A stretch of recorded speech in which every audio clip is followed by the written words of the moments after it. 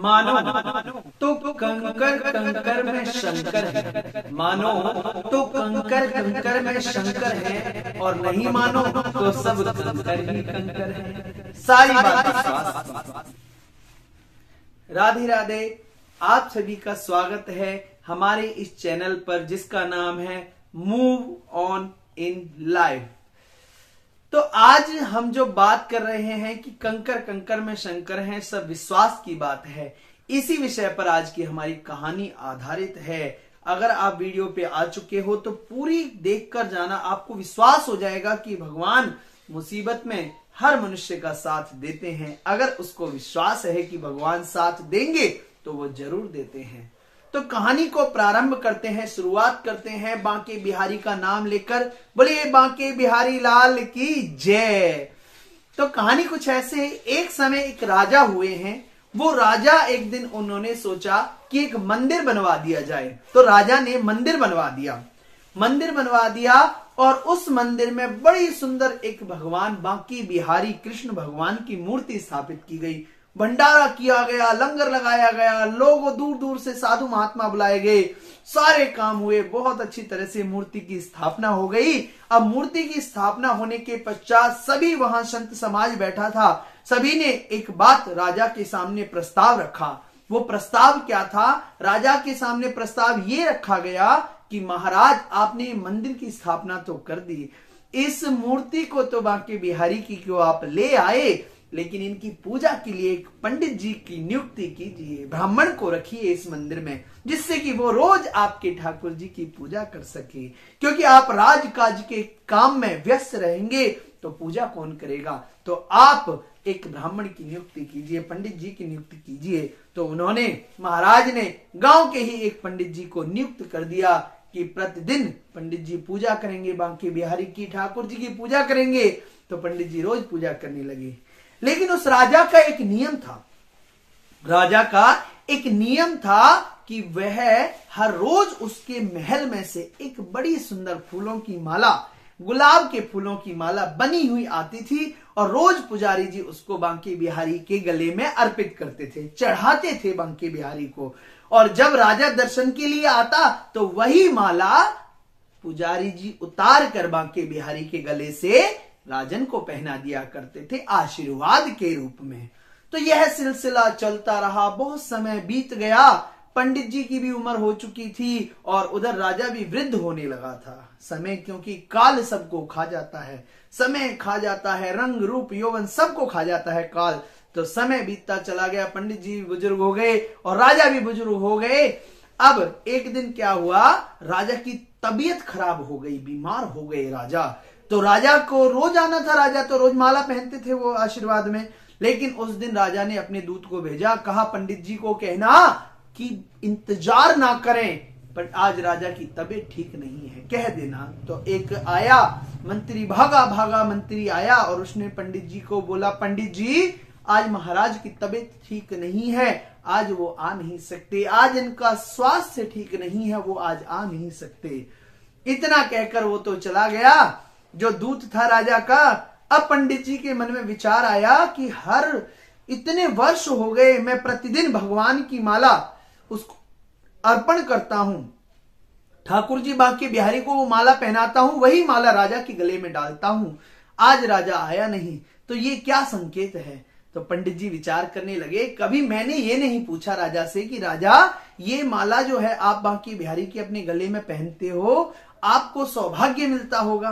तो यही सोचकर पंडित जी सोचने लगे कि आज ठाकुर जी को ये मंजूर है कि ये माला मैं पहन लूं। पंडित जी ने सोचा कि मैं पहन लूं ये माला और मेरा सौभाग्य है, भगवान ने चाहे इसीलिए, मैंने कभी पहन के नहीं देखी ठाकुर जी की प्रसादी माला। तो ये सोचने लगे तो उन्होंने बांके बिहारी के गले में से माला उतारी, जैसे राजा के लिए उतारते थे, और वो उठार कर अपने गले में डाल ली पंडित जी ने।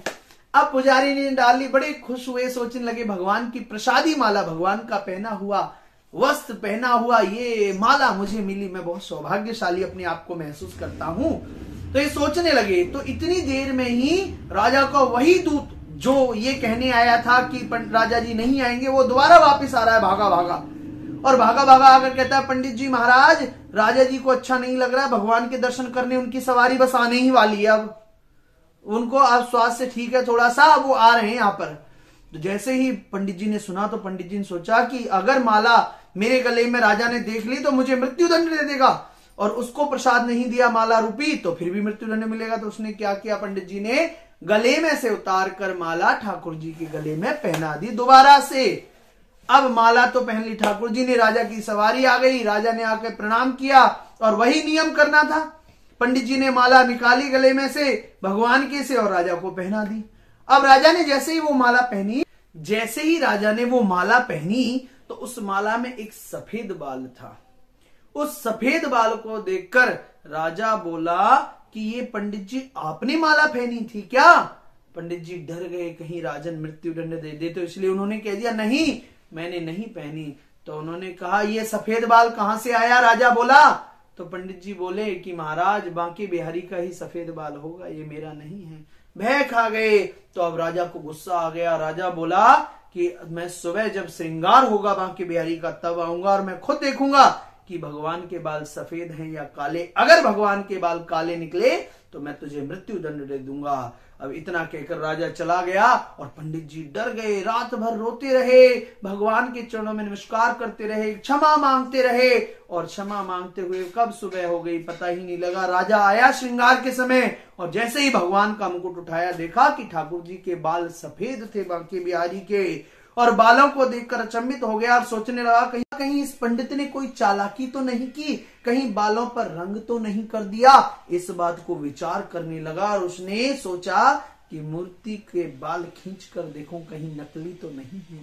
ठाकुर जी के बालों को राजा खींच रहा है और बाल उखड़कर हाथ में आ गया, और बालों की जगह जहां बाल था वहां से खून की धारा बहने लगी। अब खून की धारा बहती देखकर राजा डर गया और रोने लगा, भगवान से प्रार्थना करने लगा, महाराज मुझे क्षमा कर दीजिए, मैंने आप पर विश्वास नहीं किया। आकाशवाणी हुई, ठाकुर जी ने आकाशवाणी की आवाज में उसको कहा कि राजन तूने मुझे हमेशा एक मूर्ति के रूप में देखा और इस ब्राह्मण ने मुझे भगवान माना, मेरे आगे प्रार्थना की, इस भक्त की लाज बचाने के लिए, भक्त की जान बचाने के लिए मुझे अपने बाल सफेद करने पड़े और खून की धारा चलाने पड़ी तेरे को विश्वास दिलाने के लिए। जा राजन मुझे मूर्ति समझता रहा, मैं तेरे लिए मूर्ति में ही रहूंगा, मूर्ति बना रहूंगा, जो मुझे विश्वास से देखेंगे उनके लिए मैं स्वयं हो जाऊंगा। इसीलिए मित्रों कहते हैं कि भगवान पर विश्वास करो।